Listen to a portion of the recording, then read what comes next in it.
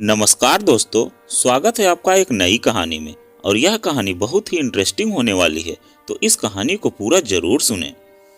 मोहिनी की जेठानी संध्या 10-15 दिनों के लिए मायके रहने को गई तो उसे विदा करने के लिए सास कमरे से बाहर ही नहीं निकली। मुझे तो बहुत डर लग रहा है भाभी जी, आपका साथ और सहारा नहीं होगा तो कैसे बचाऊंगी मैं इनसे अपनी जान। सिर्फ 5 महीने पहले इस घर में बहू बनकर आई मोहिनी की आंखों में डर और चिंता के भाव साफ नजर आ रहे थे। वे चुभने या बेइज्जत करने वाली कोई बात भी कहे, तुम उस पर ध्यान न देकर चुप ही रहना। झगड़ा करके तुम उनसे कभी जीत नहीं सकोगी, संध्या ने उसे प्यार से समझाया। भाभी, अगर सामने वाला तुम्हारी बेइज्जती करता ही चला जाए तो कोई कब तक चुप रहेगा। उस स्थिति में तुम वह करना जो मैं करती हूँ। जब तक तंग आकर तुम जवाब देने को मजबूर हो जाओ तो गुस्से से पागल हो इतनी जोर से चिल्लाने का अभिनय करना कि सासू जी की सिट्टी पिट्टी गुम हो जाए। तुम चुप करने का यही तरीका है कि उनसे ज्यादा जोर से गुर्राओ। अगर उनके सामने रोने धोने की गलती करोगी तो वे तुम पर पूरी तरह हावी हो जाएंगी। मोहिनी अपनी देवरानी को ऐसी कई सलाहें देकर संध्या अपने बेटे के साथ स्कूटर में बैठकर बस पकड़ने चली गई। मोहिनी अंदर आकर दोपहर के भोजन की तैयारी करने रसोई में घुसी ही थी कि उसकी सास भारती जी वहीं पहुंच गई। उफ, इस संध्या जैसी बददिमाग और लड़ाकू बहू किसी दुश्मन को भी न मिले। अब कम से कम 10-15 दिन तो चैन से कटेगा। यह कहकर भारती जी ने अपनी छोटी बहू से बातें करनी शुरू कर दी। भारती जी लगातार संध्या की बुराई करती रही। बहुत सी पुरानी घटनाओं की यादों को दोहराते हुए उन्होंने उसके खिलाफ जहर उगलना जारी रखा। मोहिनी ने जब चुप कर रहकर वार्तालाप में कोई हिस्सा नहीं लिया तो भारती जी नाराज होकर बोल पड़ी। अब तू क्यों गूंगी हो गई है बहू? मुंह फुलाकर घूमने वाले लोग मुझे जरा भी अच्छे नहीं लगते हैं। आप बोलकर अपना मन हल्का कर लो मम्मी जी। मेरे मन में भाभी के लिए कोई शिकायत है ही नहीं, तो मैं क्या बोलूं? मोहिनी का यह जवाब सुनकर भारती जी चिढ़ उठी थी। भारती जी वैसे मोहिनी के घर वालों को कुछ ज्यादा भाव देती थी। उसके माता पिता की जाति उनसे ऊंची भी थी और वे सब इंग्लिश मीडियम के पढ़े थे, जबकि आलोक और उसका बड़ा भाई हिंदी मीडियम स्कूल से थे। फिर भी मोहिनी और उसके घर वाले भारती जी को पूरा सम्मान देते थे। भारती जी को एहसास था कि जरा सी जात ऊंची हुई नहीं और बच्चे अंग्रेजी मीडियम में गए नहीं, उनकी नाक ऊंची हो जाती है। आटा गूंथने का काम बीच में रोककर वे उसे तीखी आवाज में सुनाने लगी। अपनी जेठानी के नक्शे कदम पर चलकर इस घर की सुख शांति को और ज्यादा बिगाड़ने में सहयोग मत दो बहू। अगर बड़ों की इज्जत नहीं करोगी तो तुम भी कभी सुखी नहीं रह पाओगी। अपनी जेठानी की नसीहत को याद कर मोहिनी ने कोई प्रतिक्रिया जाहिर करना मुनासिब नहीं समझा और सब्जी काटने के काम में लग गई। अकेले ही बोलते हुए भारती जी आजकल की बहुओं को देर तक भला बुरा कहती रही। भाभी होती तो 1 मिनट में इन्हें दोगुना जाते बातें सुनाकर चुप करा देती। पूरे 10-15 दिन मैं अकेली कैसे झेलूंगी इन्हें? ऐसे विचारों में उलझकर मोहिनी चुप रहकर अपना खून फूंकती रही। मोहिनी ने जब तक आलू गोभी और मटर की सब्जी तैयार करी तब तक भारती जी ने पराठे सेक डाले। उसने अपनी सास के साथ खाना न खाने के लिए भूख न होने का बहाना बनाया, पर भारती जी ने बड़े हक से दोनों का खाना इकट्ठा परोस लिया था। खाना खाते हुए भारती जी ने मोहिनी के मायके वालों को वार्तालाप का विषय बनाया। वे उनके बारे में हल्की फुल्की बातें कर रही थी। थोड़ी ही देर में मोहिनी अपनी नाराजगी भुलाकर उनके साथ खुलकर हंसने बोलने लगी। भोजन समाप्त करके वह आराम करने के लिए अपने कमरे में आकर लेट गई। आंख लगने से पहले एक बात सोच सोच कर उसके होठ पर व्यंग भरी मुस्कान उभरी थी कि मुझे अपनी तरफ करने को वे आज कितना मीठा बोल रही थी। लेकिन उनकी सारी चालाकी बेकार जाएगी, क्योंकि असल में तो उनके मन में अपनी दोनों बहुओं के लिए इज्जत और प्यार है ही नहीं। शाम को भारती जी ने मोहिनी के लिए जोमेटो से गरम समोसे और तंदूरी चाय मंगवाई। भारती जी ने अपने मोबाइल पर सब ऐप डाउनलोड करके रखे थे और बेटे के कार्ड से कनेक्ट थे, इसलिए पेमेंट की कोई दिक्कत तो थी नहीं। चाय पीते हुए जब उन्होंने अपनी बड़ी बहू के खिलाफ उसके कान भरने की कोशिश जारी रखी तो मोहिनी का मन अंदर से खिन्न सा बना रहा। कुछ देर बाद भारती जी ने अपनी बेटी और दामाद के बारे में बोलना शुरू कर दिया। आजकल कार्तिक ज्यादा पीने लगा है और पीकर चंदा से झगड़ा भी बहुत करता है। मैं सोच रही हूँ कि परसों उसे डिनर पर बुला लूं।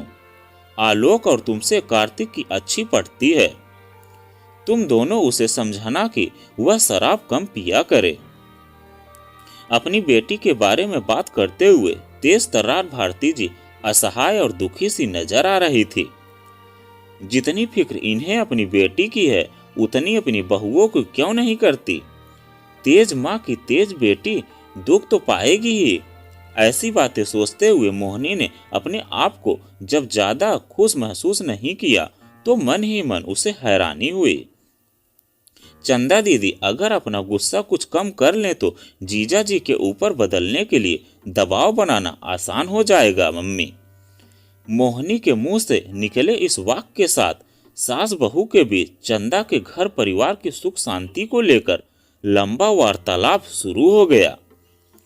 उस रात सोने से पहले मोहिनी को शादी के बाद गुजरे 5 महीनों में पहली बार यह एहसास हुआ कि उसकी कठोर और निर्दयी नजर आने वाली सास अपनी बेटी के दुख में दुखी होकर आंसू भी बहा सकती है। उस शाम पहली बार उसने खुद को अपनी सास के काफी नजदीक भी महसूस किया। सास बहू के संबंधों में अगले दिन से लगातार सुधार होने लगा। अपने पति आलोक, जेठ और ससुर को ऑफिस भेजने के बाद मोहिनी ने आराम से अपनी सास के साथ बैठकर नाश्ता किया। एक के बजाय दोनों ने 2-3 बार चाय पीने का लुत्फ उठाया। फिर कपड़े धोने का काम दोनों ने इकट्ठे किया। दोपहर के खाने में भारती जी ने अपनी बहू को गोभी के पराठे बनाने सिखाए। खाना दोनों ने सीरियल देखते हुए खाया। खाना खाने के बाद मोहिनी सोफे पर और भारती जी तखत पर आराम को ड्राइंग रूम में ही लेट गई। दोनों में से किसी का भी मन अपने कमरे में जाकर बंद होने को नहीं था। शाम को दोनों सब्जी खरीदने साथ साथ मॉल भी गई। भारती जी ने अच्छी और सस्ती सब्जियां खरीदने की कला सिखाते हुए उसे लंबा सा लेक्चर दिया, पर मोहिनी को उनकी बातें उस शाम बुरी नहीं लगी। उस रात सास बहू को घुल मिल कर बातें करते देखकर मोहिनी के पति आलोक ने उसे छेड़ा भी। माँ ने तुम्हें ऐसा क्या लालच दिया है जो इतना मीठा बोलने लगी हो तुम उनसे? यह चमत्कार कैसे संभव हो रहा है मैडम? इसमें कोई चमत्कार वाली बात नहीं है जनाब। मुझे अपनी तरफ करने के लिए आपकी माताजी मुंह में गुड़ रखकर मुझसे बोल रही हैं। संध्या भाभी को अलग कर देने के लिए उनकी तरफ से यह सारा नाटक चल रहा है। मोहिनी ने शरारती अंदाज में मुस्कुराते हुए आलोक को जानकारी दी। किसी भी बहाने सही, पर इस घर में सुख शांति का माहौल तो बना। तुम तीनों के रोज शाम को सूजे मुंह देखकर दिमाग खराब हो जाया करता था। भाभी के लौटने पर स्थिति फिर बदल जाएगी।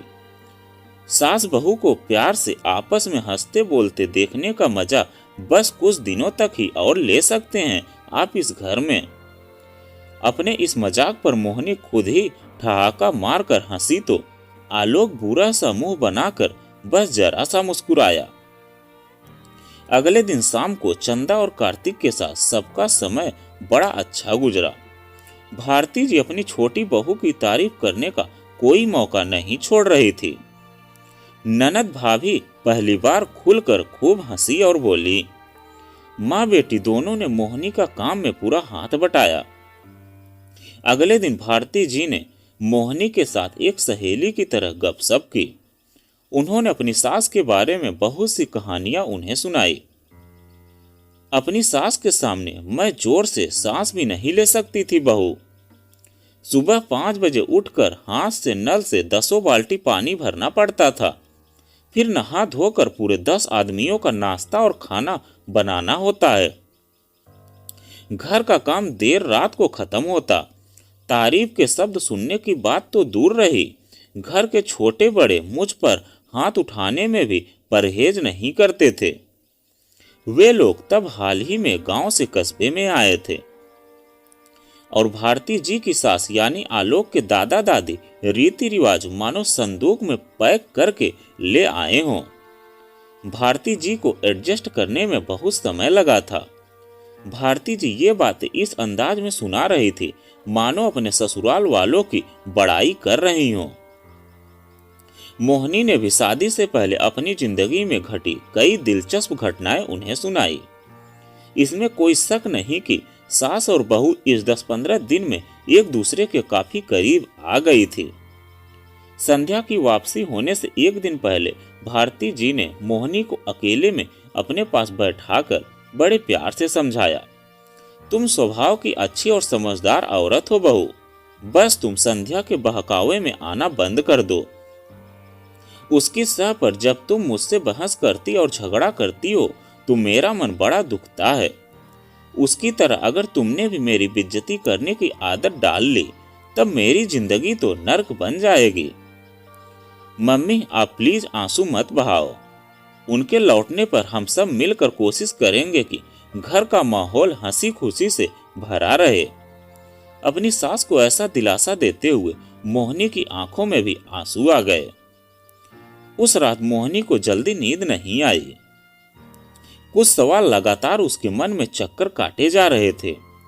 नजदीक से जानने का मौका मिला तो मेरी सास दिल की वैसी बुरी जरा भी नहीं है जैसे मैं उन्हें अब तक समझती आई थी। संध्या भाभी तो पहले दिन से मेरे हित और खुशियों का ध्यान रख रही हैं।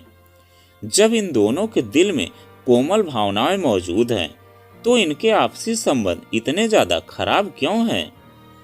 मेरे दिल में सासू माँ को लेकर जो गुस्सा, नफरत और डर बैठा था वह 10-15 दिन में किन कारणों से गायब हो गया है?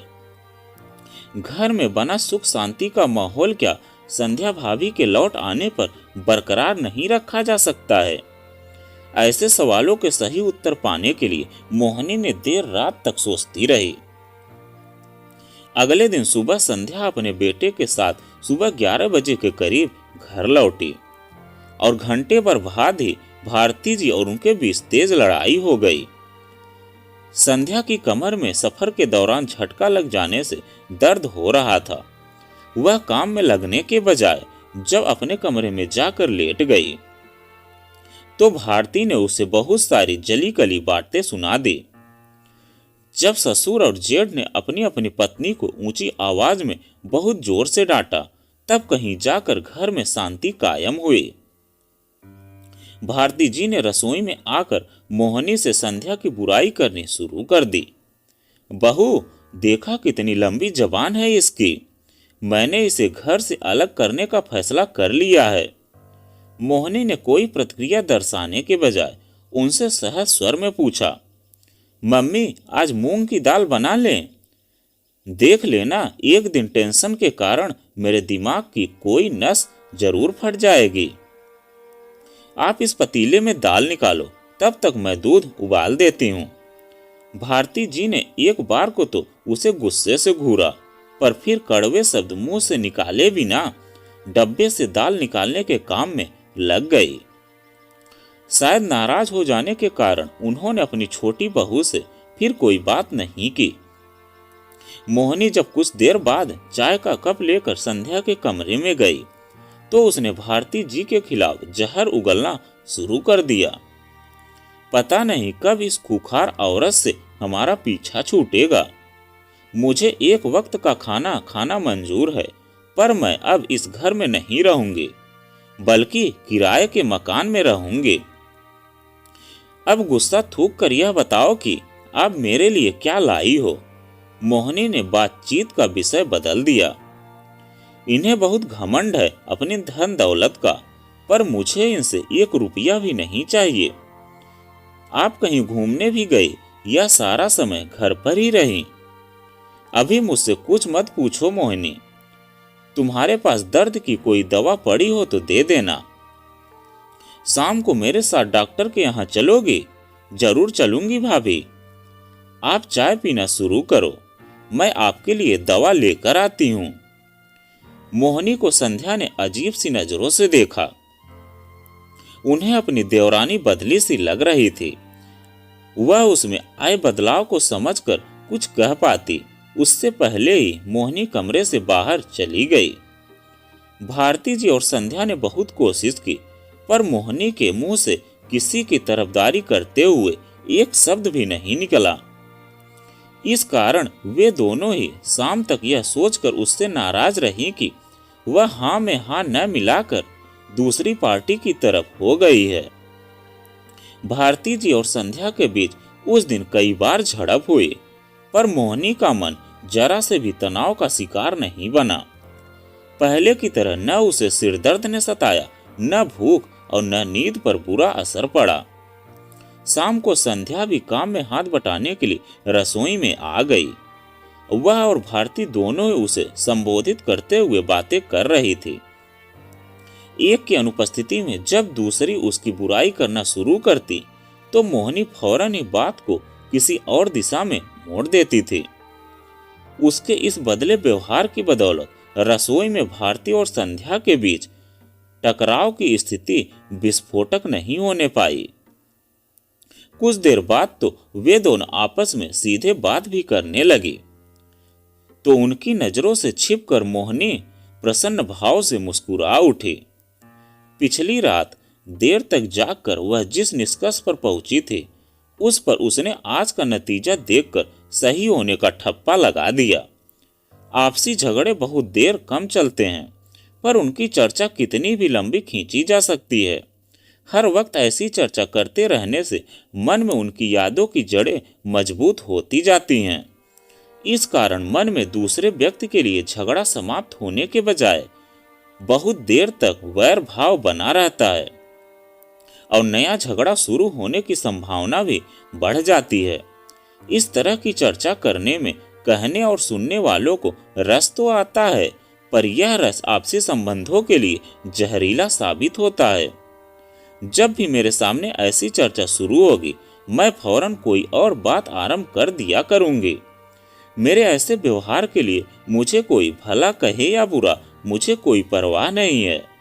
ऐसा फैसला करके मोहिनी देर रात को सोई और आज अपने मन को प्रसन्न व हल्की अवस्था में पाकर वह अपने फैसले पर उसके सही होने की मोहर पूरे विश्वास के साथ लगा सकती थी। और वह कुछ दिन वह ऐसे ही नजरअंदाज करती रही और नतीजा यह हुआ कि संध्या और भारती जी अच्छे से रहने लगी। इसलिए हमें कभी भी पारिवारिक झगड़े में घी का काम नहीं करना चाहिए, बल्कि उन्हें मोहिनी की तरह हल निकालना चाहिए। तो दोस्तों, यह कहानी आपको कैसी लगी कमेंट में लिखकर जरूर बताइएगा। अगर आप हमारे चैनल पर नए हैं तो प्लीज़ चैनल को सब्सक्राइब कीजिएगा और वीडियो को एक लाइक कीजिएगा। दोस्तों, आपसे एक शिकायत है कि आप लोग कहानी तो सुनते हैं लेकिन आप वीडियो को लाइक नहीं करते हैं। अगर आप लाइक नहीं करेंगे तो हमें पता कैसे चलेगा कि आपको कहानी अच्छी लग रही है। अगर आपको कहानी अच्छी लग रही है तो आप लाइक ज़रूर कीजिएगा। तो चलिए मिलते हैं एक नई कहानी के साथ में एक नए वीडियो में।